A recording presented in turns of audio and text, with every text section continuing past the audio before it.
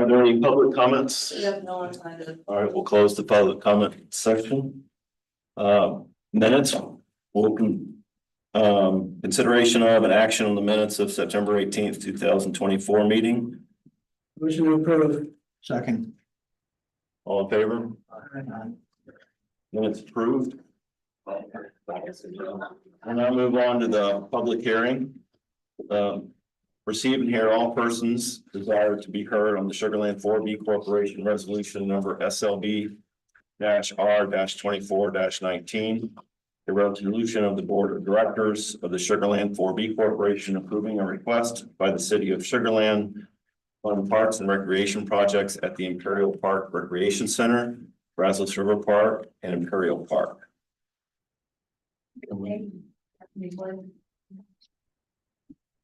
So I first want to start with a little bit of a story.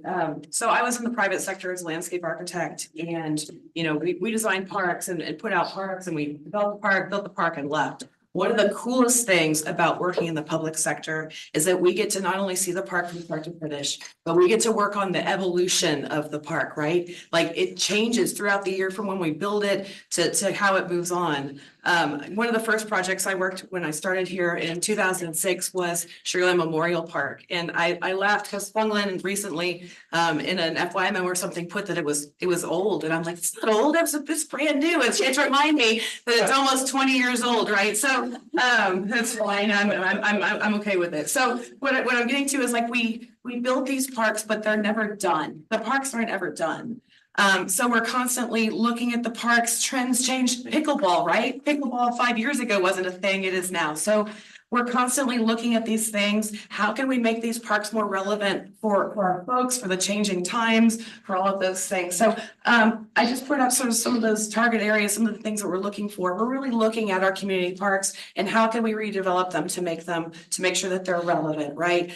Fungland does a great job. And I know you guys talked about Placer AI last time and Big Brother watching us and kind of tracking our trends of who's, how many visits are we getting at parks and those sorts of things.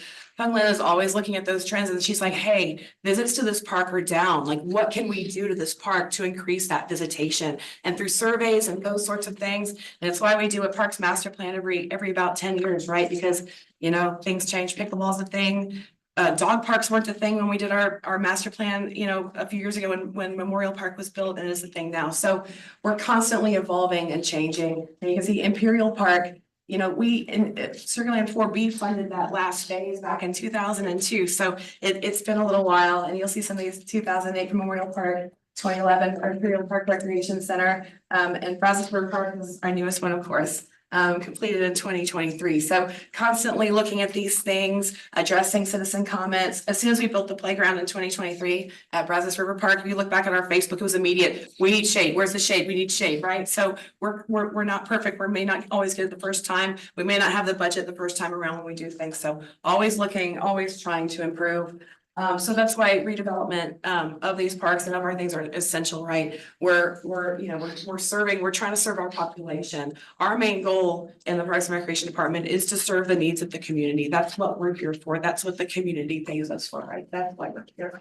So trying to meet those needs. What are those needs? How can we address those needs? Maximizing our assets. I know that you've heard a lot from the redevelopment group, right? We've seen the charts, right? And parks traditionally don't make a lot of money, but how can we make them, most used for our community? What things can we put in there? How can we maximize those assets, right? Because they just cost money to maintain. So how do we maximize those for our community?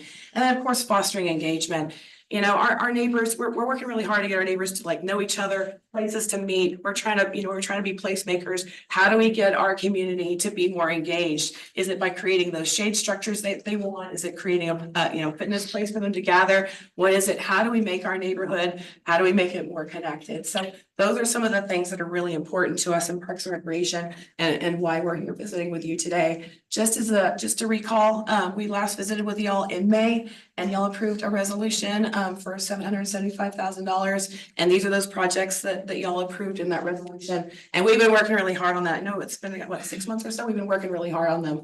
And I know that y'all talked about this last time, but only one of those projects has a design aspect. Everything else, we're trying to save that money by design building it in the house. So we only have consultant fees on one of these projects. So with that, we've identified some areas where we may be deficient, where we're like, hey, we think the electrical is gonna cost this much. Well, hey, it came in as more. So we're here tonight to identify, to show you what those funding needs are and to ask for your assistance in those funding needs moving forward. So I'm gonna start with the Imperial Park Recreation Center, and I know that y'all had a lot of discussion last time about fees and about, cost recovery and those sorts of things.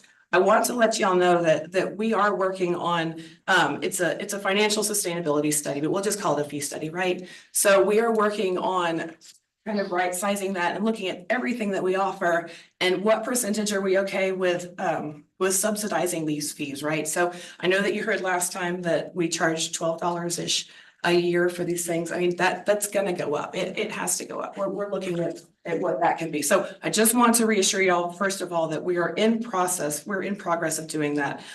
Still in the data gathering process, because what we're looking at is how much does it cost to operate whatever thing it is? And then how much should it, how much, if somebody's using it per hour, all that math, right? How much is that, how much should they be paying? And then where we subsidize it. So you'll see more work on that, but know that we are working very hard on that, because I know that was a big discussion item at your last meeting and kind of how that tied in. The cardio room is under construction. You'll see the left-hand picture and it's showing it under construction. They're working on the floors here.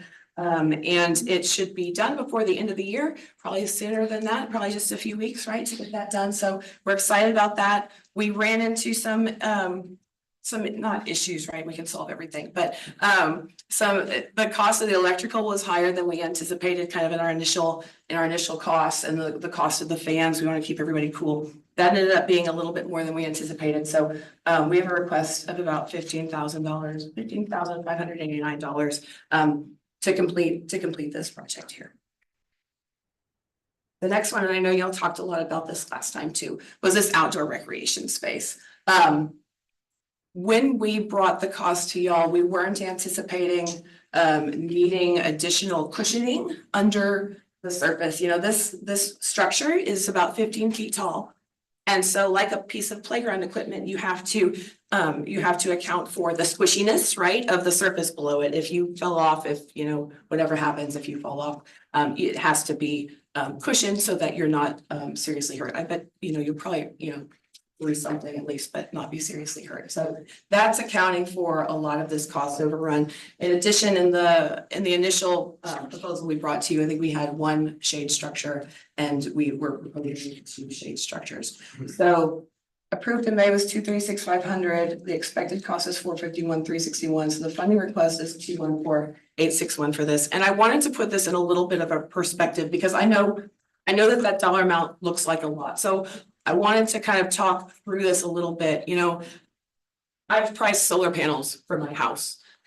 They are really, really expensive. And so I need to look at how much is it, at what point am I going to start making money on this? Well, I look at this the same way. Like this thing is going to last for over 10 years, but let's say it's got a 10-year lifespan. So say we have 2,300 members like we do now, 10-year lifespan. Those members would need to pay $20 extra a year to account for this over a 10-year period. So I need you to just think about it like that and kind of break it down like that. Our costs our fees are we're anticipating will go up more than $20 a year, but I just wanted to put it in that perspective. Also wanted to tell you a story about some of the running groups in the city. There's a group called the Rise Runners, and you guys may have talked to them or met with them. They're a pretty big group. They, as y'all know, Sugar Land is pretty flat. So to get their training in, they run up and down the bridges. They run up and down the one on the university over by the stadium. That's one of the bridges that they say that they tend to frequent as part of their route, amongst others. So this gives that same kind of, that stress training there, just in a little bit more of a controlled environment. So there are, and you talked a lot about last time about, well, who's going to use this? Those folks that are training are going to use this. Heather talked about last time that, we're going to work with our instructors and develop programs, et cetera, for them to use this as well. So we've identified a need, and this thing is not anywhere. One of the things that we have to do and we're responsible for in city government is making sure that we're getting the best cost for things, right? So we, say we're buying a bench. We're going to look at 10 bench vendors and see what's the best price for the bench. we could not find a comparable to this equipment at all. There is nobody else that we found that makes this equipment, so it is definitely unique, and I think that they've only got maybe one or two of these out in the industry at all. So we're really excited about the opportunity with this one. We think that, you know, it does have the wow factor, certainly. Being 15 foot tall, you'll be able to see it from everywhere, but it is a big price tag. I mean, elephant in the room is a big price tag. So I just wanted to just talk through some of that rationale. So this is our total funding request, 15,589, then 214 for the outdoor, and so a project total for Imperial Park Recreation Center funding request, additional funding request at 234. And I will turn it over. Thank you, Kimberly.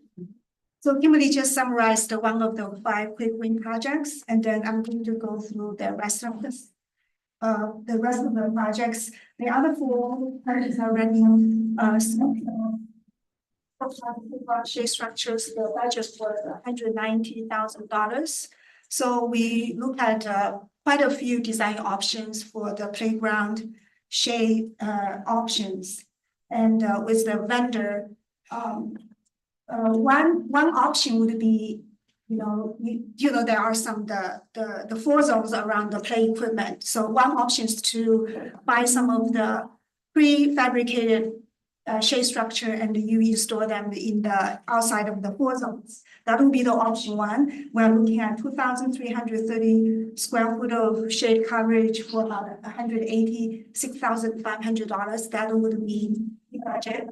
And then we kind of also challenged to see if we get a customized shade structure, a series 3-point cell and 4-point cell kind of a combination. Those shade structures will more likely on top of the play equipment, and then they have different heights just because the equipment has different height, and also you need a 7-foot clearance for playground safety. And then the option 2 basically is providing 1,500 square foot more shade coverage, and that's going to cost about $205,000. So we really recommend to utilize additional funding of $15,000 in order to do option 2. That rendering is what they look like. So that's for this project. And then when we look at the Imperial Park shade structure site design, I think that it's actually better to create a concrete path connecting both of the existing concrete sidewalk. And then this will allow this shade structure more accessible. So with this additional concrete, the quote we got from the vendor is about $2,000 more than what we budgeted for. The budget was $60,000. So this is a funding request summary for the 3 projects we just went through. The IPRC cardio room build out, we are asking for $230,000, $450. And then Reservoir Park shade structure, we're asking for additional $15,000. Structure with the additional $1,957. We do have $1,972 of saving from the Memorial Park Butterfly Garden Pavilion project. And then you may the other sketch pad project, it's a design project, and then we kind of worked really hard, and then that fee is just right for the design stage right now. So adding 10% contingency, we are asking for a total of $270,000 of financing work. With that, staff recommends that the SL4B holds a public hearing and approve resolution number SL4B to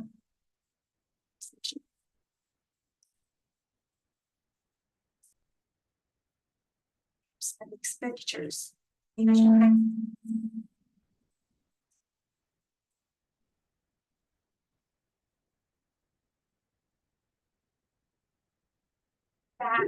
Okay, thank you.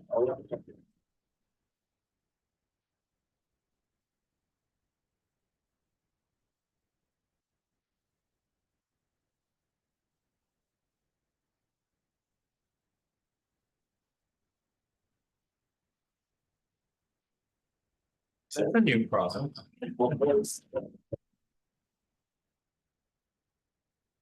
I will now move forward with the consideration of an action of the Sugarland 4B Corporation Resolution number SLB R 24 19, a resolution of the Board of Directors of the Sugarland 4B Corporation approving a request by the city of Sugarland to fund parks and recreation projects at the Imperial Park Recreation Center, Brazos River Park, and Imperial Park.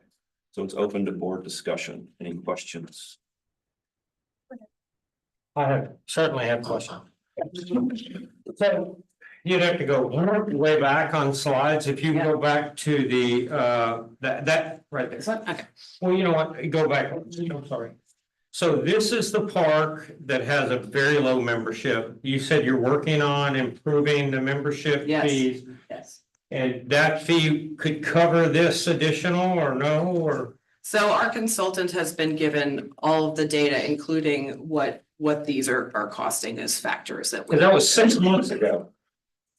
Yes, it was 6 months ago. It's Yes. a long time ago that they've not resolved some plan for that. So that doesn't bother me so much, but I still don't understand why it's 6 months old. If you go to the next one, I don't get this at all. And where is this gonna be? Staircases, like you could put a mound of dirt out there and they could run up and down. That's what we did when I was in school.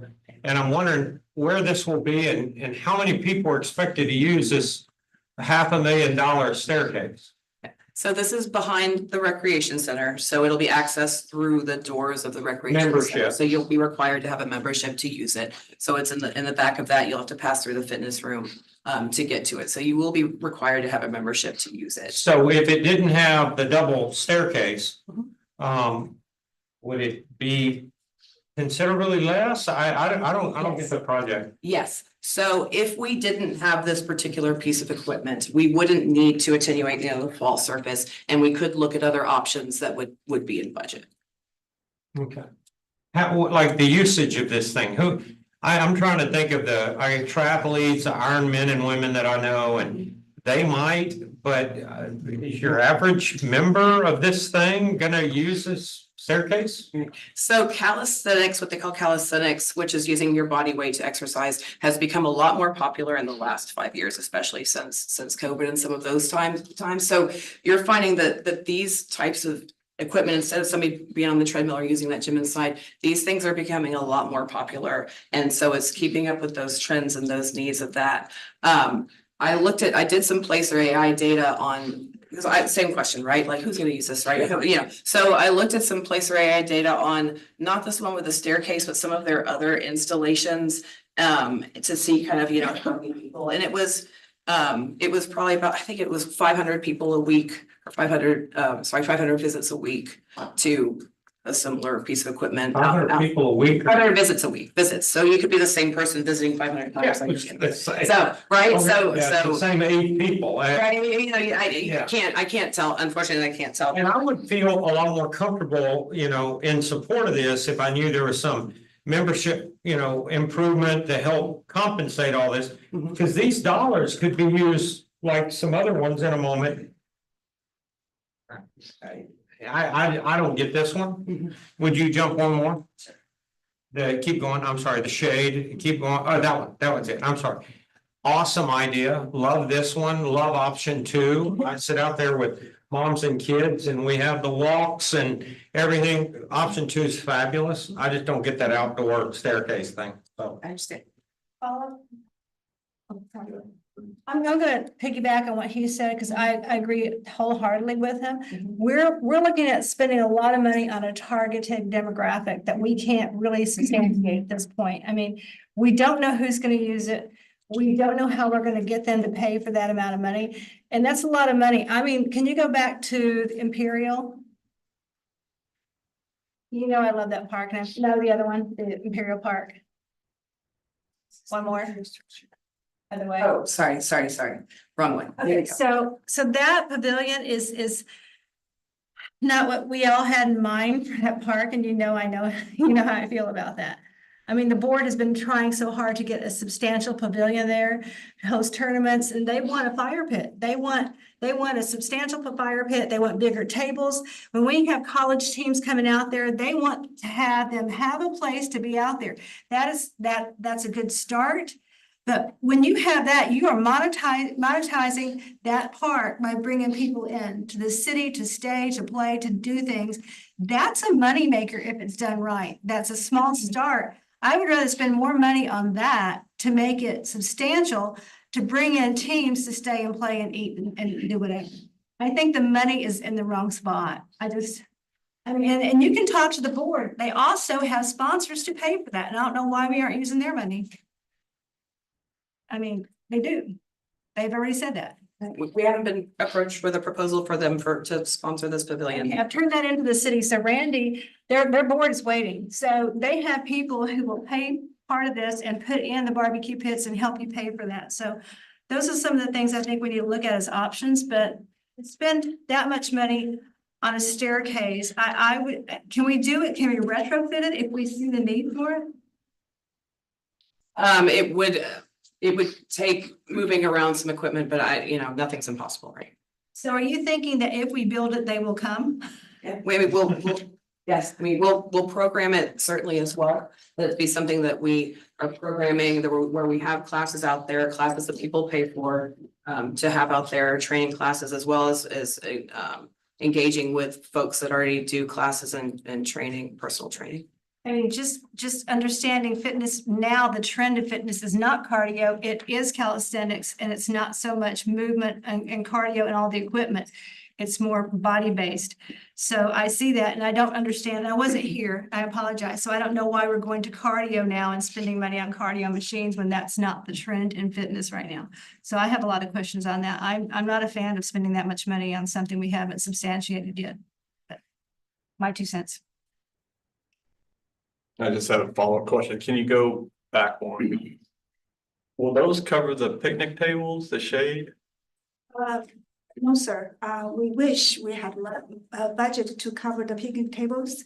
However, we would, there were actually more. There was even seating in front of pavilion. There was more seats in between at the front seat. But we thought the play equipment would be the highest. I agree with that. I was just trying to see what kind of scope it was There covering. is a pavilion though with lots of picnic tables just outside the view of this picture. Oh, okay. And then if you go to the next one over. I'm with Susan. I was thinking, why aren't there, if we're gonna do that, why aren't there picnic or fire pits or little barbecue pits? And maybe that's a concern. And we can certainly add Sorry. barbecue pits as part of this, as part of the parks budget. Yeah, I mean, I would rather use the money that, first of all, I was surprised it was such a big increase when we had authorized so much for the stair thing. But I'd rather use money from that to enhance this facility if we can. And then the last question is, do we have to approve the whole 270 or can we line item which items we want to support? I don't know who's going to answer that question. Thank you. You can line item it, Yes. it will just need to word the motion accordingly. Okay. Couple things. Kimberly, what was contemplated for the outdoor equipment in the original appropriation? Was the stair thing or that was? So we did in the last meeting show the stair thing, same equipment as this. Never miss meetings. Yeah, you were here at the beginning and then you had to step up. Okay. Did the Parks Board, did you run this all by the Parks Board? We have, William, remind me. Yeah, Solomon, you went over the 5 quick wins with the Parks Board, right? Solomon? That is correct. That is correct. We Even though were that's- very excited about every project we presented. And the stair thing is just under $500,000 for the stair thing alone? I think it's about 200,000. It's So that whole scope, it's the whole scope of the turf. There's equipment underneath the staircase, that's free weight type things. There's battle ropes and sleds, so that is the actual picture at the top left that has been somewhat designed. So it's that entire image. It's not just the stairs itself, which is just a promotional picture in the bottom left. There is fitness equipment and weights underneath the actual staircase as well, and all of that is within that budget. And the shade as well. Yes. Oh, but can you remove the staircase and keep the other equipment? I think that's a question. So it would need to be, the staircase is all, this is all one thing, so, but there's different equipment available. So there's different equipment available to where we would be able to use different equipment. Because the staircase is what's triggering the underneath. Correct, because you can fall from it and get hurt, you need the extra money in the fall surface. But if we remove that elevation, it's similar to a playground when it's kind of looking like this. But if we remove that elevation component, then you don't need the fall surface and it can just be regular astroturf, so to speak. Have we spent any money on this yet? No, sir. And how many members? We have currently about 2,300 members at the Recreation Center. Do we have room for a hill, like what William said? Do we have room for a hill that would serve the same purpose? I mean. We can certainly look at some elevation. I think that there would be quite a hill. A pretty small space behind that rec center and that fenced enclosure. It probably is possible. We'd have to look into it, but it would be challenging. And then you wouldn't have all the work up. That's correct. That's correct, sir. So the notes on the executive summary say that the reason for this is to provide a wow factor. That's certainly a reason, but that's not the only reason. That is a wow. It's a wow.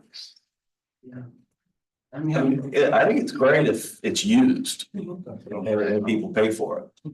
I think it's, I almost rather see it open to the public. So a lot more people would have access to it. Because then you have a much broader audience that would use something like that. And I think another question is, what's our budget look like? If we have this expenditure and we take this out of our budget, where does that leave us? We'll be fine. Yeah, we got money.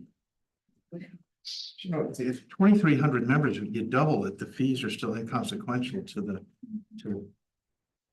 $450,000. You know, it's small-minded. We do anticipate the memberships going up if we can bring this cardio weight room is in construction. It's in progress. And then this would be an additional kind of CrossFit. My twin brother does CrossFit. He has a gym that he goes to with huge followings, and it's like a family. And they all do this battle ropes and my brother would die to do something like this on this hill. It's not just stairs, the other side is a flat surface with battle ropes. And you can do all kinds of different calisthenics, cardio, but also strength and your own body weight on this equipment. Really, you can. It's almost CrossFit hybrid. I feel strongly that our memberships would increase as we add the value to the IPRC. Because right now it just doesn't have a whole lot right now. Cardio, CrossFit, the outdoor plaza right now is not getting used hardly at all. It's a nice space, it's landscape, but it's just grass with some sidewalk. We feel bringing a wow factor will bring the memberships in, and then you'd be able to see this 15-foot structure from the park, from the road, from Rutledge Way, from the T. Harmon Senior Center. We just thought that it was worthy to bring to y'all. Could I make a suggestion here is, and this is my personal opinion. Well, I'd like to defer this and then have you come back with a plan on what you think this would do to membership, what you think you could do to the fees. And so we can see the whole picture, because I love cardio and do all that. I think this thing's really cool. But let's see the data around use, financials, and what you forecast. And then I think the board can make a lot better decision on whether we spend $500,000. and I'd like to pile on. I would like to see enhancements to Imperial Park so that we can host tournaments and whatnot to make it friendly. So I'll make a motion that, I'm sorry. no, I want to make a motion that we approve the additional expenditure for the Brazos River Park Shade structure. Everything but this. Yeah, the Brazos River, no, I don't wanna, I'm not, my motion doesn't include the Imperial Park shade structure because I don't think it's sufficient. My motion is only for the additional funding of $15,000 for the Brazos River Park shade structures. Can you go to the list? I mean, it's a hard, I'm having a hard time voting for a This one. $450,000 piece of equipment. And until about 2 minutes ago, I thought it was just a big old staircase, you know? So if we line item it, Stuart, what are your line iteming? I am, just the $15,000. My motion is to approve the $15,000 for the Brazos River Park shade structure. And then, of course, implicit in that is that, we have, our staff, look into enhancing the Imperial so that it becomes everything that it could be, you know, that we can monetize the heck out of it. And let's look also, prove out the outdoor structure behind the IPRC. But the motion is just to approve the Brazos River Park shade structure. So I can speak a little bit to this. $60,000 is almost in budget. We just had to add the additional concrete. It was all designed in-house by our engineering department, park staff as well. There's a lot of trees right in there. This is where the league, this is where Brian, the Imperial League, wanted it. We suggested it go a little closer to the playground. They said, no, we don't want it closer to the playground. That's our warm-up area. We would prefer it right here. This was option number one. It doesn't look that big, but it's 30 by 30 and the slab is much larger than that.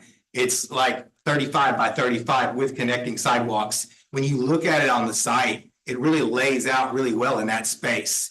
Now, I don't disagree that maybe we do a future structure maybe somewhere else, but really as the site pertains, you can't get a whole lot bigger. Now, we certainly could look at that. But I did call Randy up and I asked Randy about his thoughts on this. He was confused about the staking. It seemed like he wasn't getting some information from some other members. So I talked to Randy for like 30 minutes and just kind of explained to him the structure, how big it is, where it's located. And I told him we can absolutely add barbecue pits outside of these things. That's very minimal cost. Very minimal, and my guys can install it in-house, no problem. So this was placed at this exact location that the league. Now it is a fabric, but we have found that the fabric is about half the cost of a metal structure. So the Butterfly Garden Pavilion is metal structure and it's 16 by 16, and it is the same cost as this one. This is 30 by 30, same cost. So we're finding that the shade, like the pump track, the cloth is blocking the sun just fine. People like it.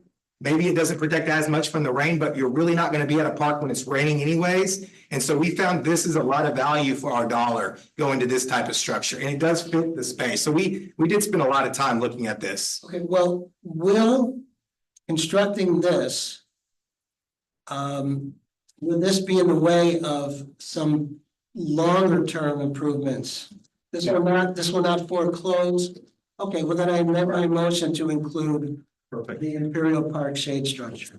Thank you. And if I could add to his thought, if he includes the Imperial shade, we're only talking about an additional funding of $16,957 for the two.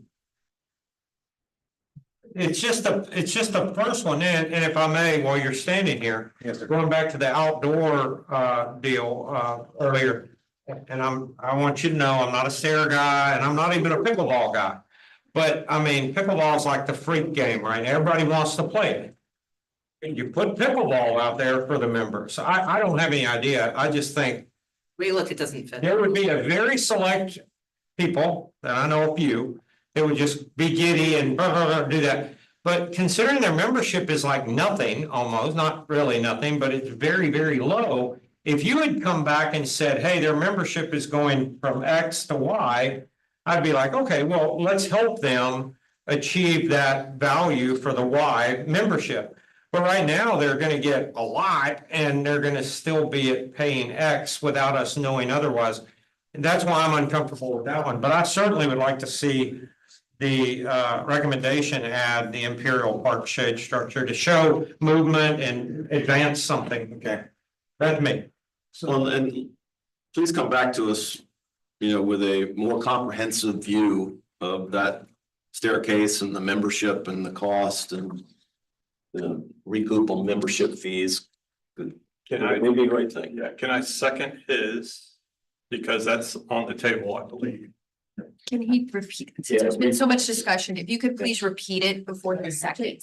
If you'd like, I can formalize it for you. That would be great, Shay. Thank you. All right, so what appears to be on the table, this is going to be a motion to approve Sugarland 4B Corporation Resolution Number SL4B R-24-19, a resolution of the Board of Directors of the Sugarland 4B Corporation approving a request by the City of Sugarland to fund parks and recreations projects at the Brazos River Park and Imperial Park and excluding the projects at the Imperial Park Recreation Center. What she said. Yes. I have a second, on the equipment room itself.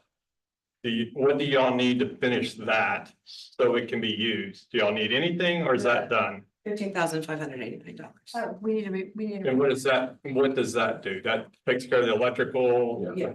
Fans? Electrical. Okay, so we need to include, I'm for including this as well, because that I could see being used every day. Can I ask you if you would consider the 10% contingency on top of, just the 10%?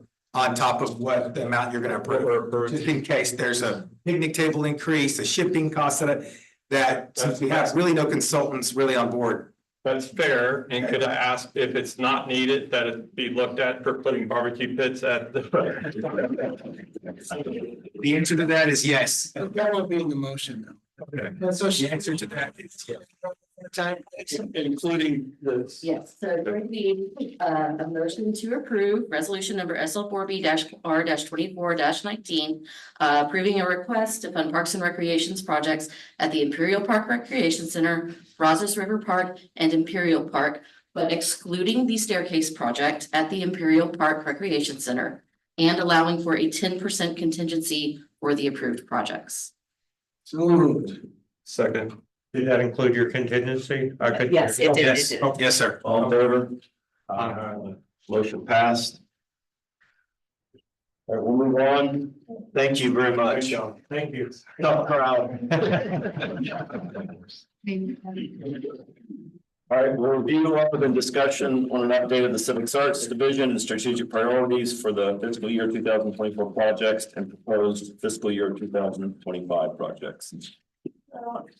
Anytime we have somebody new presenting to our 4B board and we have new 4B members, so I just want to make sure we do a proper introduction. This is Shay Davis. She's our cultural or arts manager. I'm sorry, I still say cultural arts. She's been with the city for about 2 years, but just for some context, Sugarland 4B gives money to civic arts program every year. She's going to go over some of the projects that she's done with the 4B funding and then give you an update on what we could see for next year. Okay. Take it away. Hi, as you said, I'm Shay Davis, City Art Manager for the City of Sugarland. So I want to go over a year in art, kind of what we've been able to achieve with 4B funding this past year. And then, like she said, we'll be covering some things that we'll be doing for 2025. So a quick history of the division since we hadn't been back since 2023.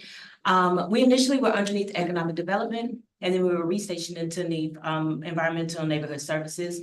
In early 2023, we started working on our workflow. Initially in 2022 and earlier, it took us about 11 months to get a piece out. That's because we had to go to every single board for approval beforehand.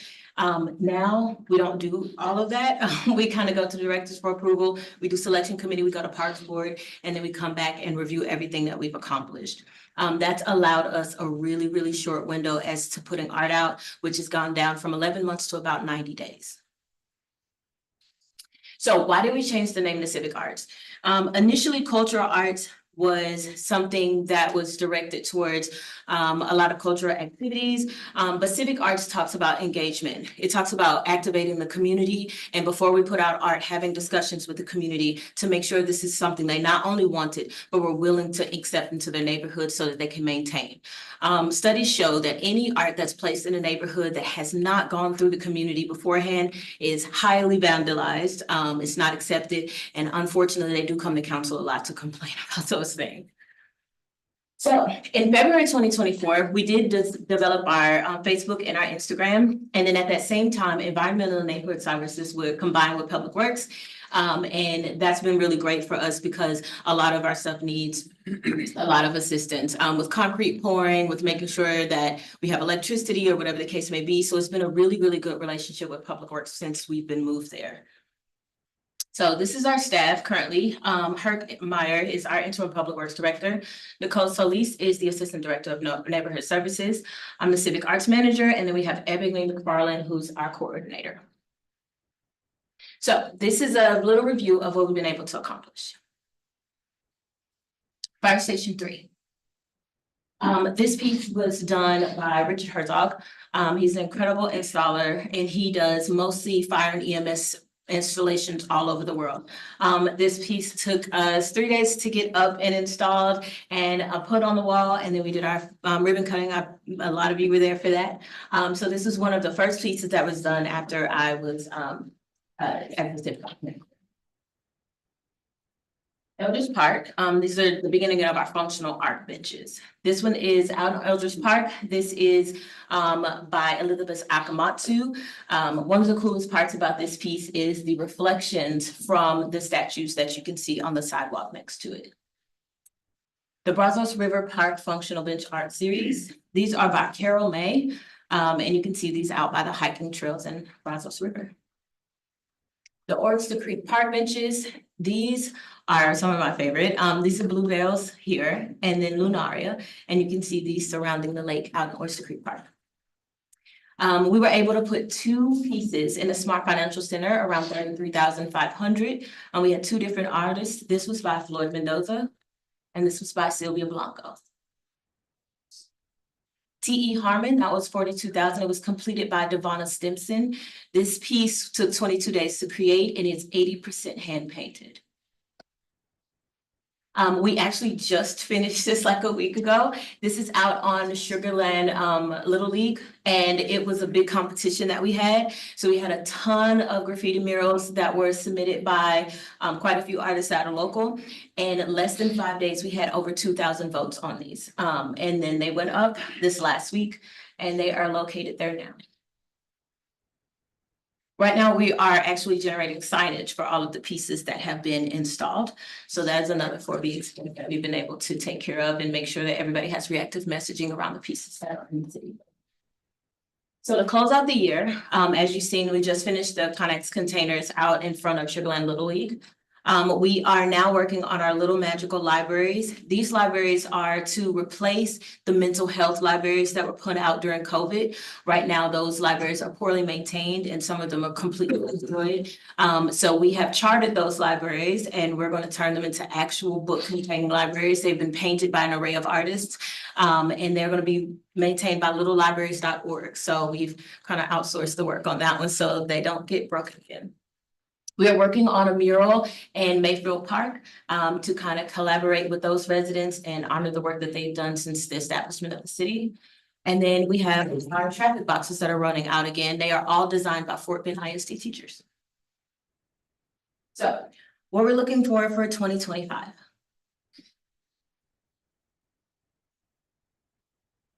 So SLB funding has allowed us to be trailblazing and bold, put out initiatives that really impact the community.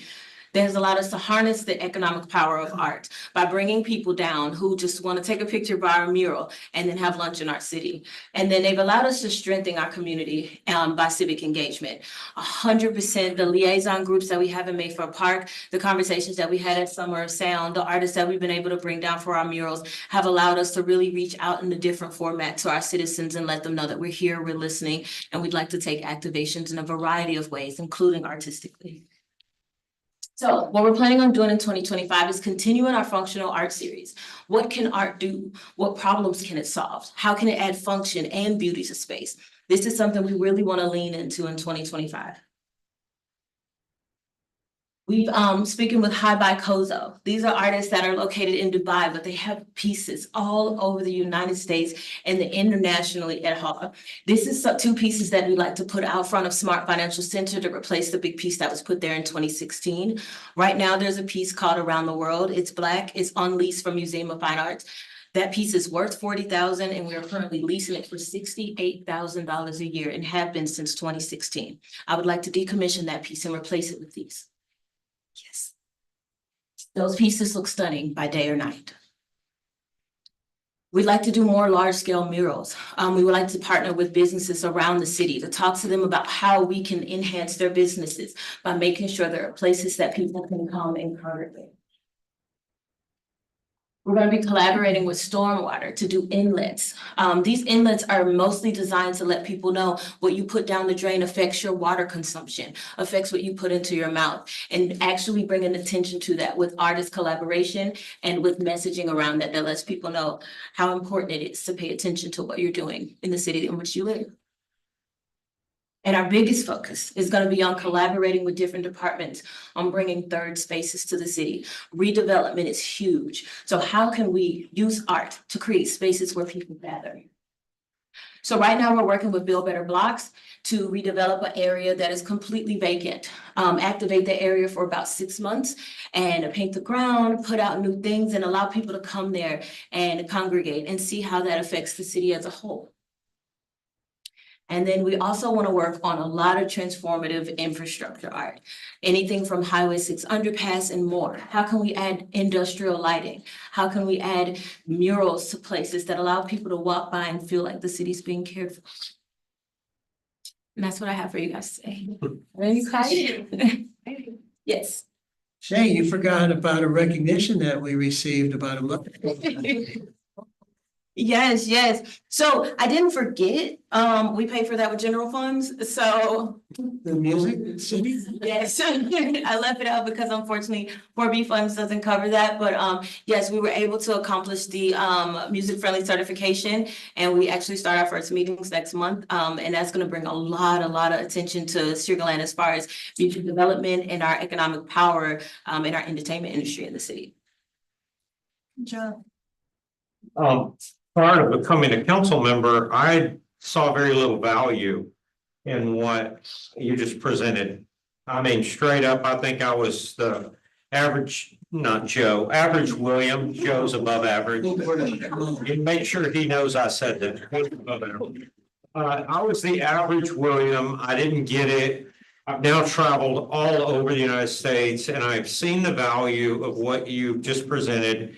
And it really does take our city to a new level of class and I absolutely love it. Now, the one I have to tell you, I'm most excited to see what you pull off is Mayfield Park is such an historic area of our community. I can only imagine what you guys are coming up with for Mayfield Park. I'd love to talk about that a little bit.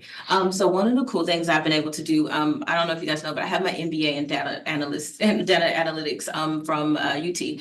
And so one of the big things that I've been really big about was collecting qualitative data. So we created a liaison group in Mayfield Park of all of the residents, and then they selected 7 people from that who could come and meet with the city and have a conversation about what Mayfield Park feels like to them. After doing that, we met with the artist. His name is Alex Arzu. He does a lot of basketball courts. And they told him, like, what does Mayfield Park feel like to you? And that liaison group has open contact with this artist. They can give him pictures. They can talk about the old times. They even sought the oldest resident in Mayfield Park so that she could talk to them as well and about how it's changed over the years. And all of that is being fed into this design that's being crafted. So it's going to be really interesting because it's not just like the future of Mayfield Park, but it talks about the past of it and how much those people love that neighborhood and how much they love being a part of Sugarland. So it's a really beautiful piece, and I really look forward to showing it to you guys when it's done. Yeah, and I don't want to say this the wrong way. I don't want any area of our city to be held up higher than any, but that history is so beautiful. And you ready for that? It was also very difficult for our city. I mean, there's good and bad in the history. With that said, and you were talking about bringing 7 of them or whatever the number is, I could just imagine even putting some of their profiles on it would be fabulous, but you could inspire that whole community. Absolutely, and everyone nearby, and Yeah. every city nearby. And I think that's important as well as we go into this redevelopment phase for the city to really kind of be inspirational for the smaller cities next to us. And let them know how we're honoring older neighborhoods, but how we're looking innovatively towards creating new things for the future. Good for you. Keep it up. So I just gotta say, you took the word right out of my mouth, so for a below average guy, that's pretty good. But the more I see, even the better it gets. You know, it's definitely additive exponentially versus, having a piece here, a piece there. Once it starts coming in, it really is interesting. It's a lot of fun. It's a conversation piece. It brings some energy to the city. You know, sometimes I feel like the people in Mayfield feel forgotten, even though we kind of all started there, this beautiful city. And so when you said that, I thought, oh my gosh, this is the moment you're going to trigger their excitement, and I'm so excited about that one. Not that this isn't great. Thank you. Of course, thank you. Okay, we'll move on to the director's report.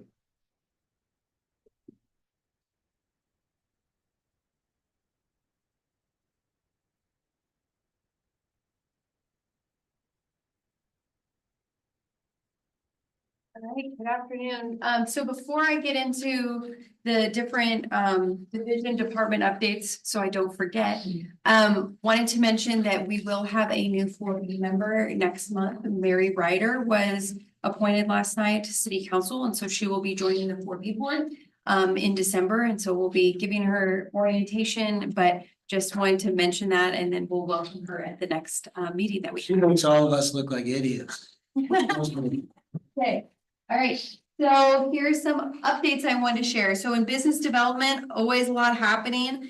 Alba and Jordan attended the Women in Economic Development Conference in Nashville. This is a really unique and awesome conference that has been happening for 5 or 6 years now, but it is just like the title says, Women in Economic Development. And so it has site selectors, and you're able to network with all sorts of women in different economic development professionals across the country.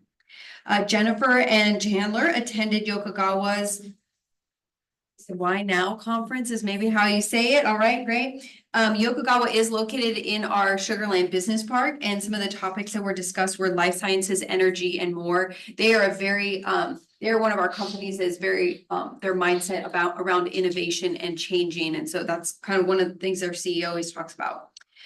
Chandler attended Cornet's Emerging Leaders Committee walking tour of downtown Houston. It was a great opportunity to network and connect with other emerging leaders.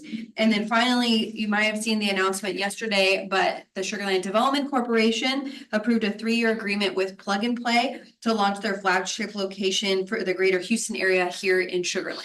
So that's really exciting news. You'll see it probably all over social media and our websites. All right, some updates on marketing and tourism. The Visit Sugarland team was live from Instagram for the opening of Trader Joe's. So I'm sure a lot of people have already gone and joined the Trader Joe's that has opened. Jordan, Allison, and Nicole also attended the Texas Travel Alliance Conference in Houston. It was located in Houston this year. And then finally, we celebrated Sugarland's Space Cowboys' first AAA championship win and made a proclamation on October 16th at Constellation Field to celebrate that achievement for them. All right, on to community development.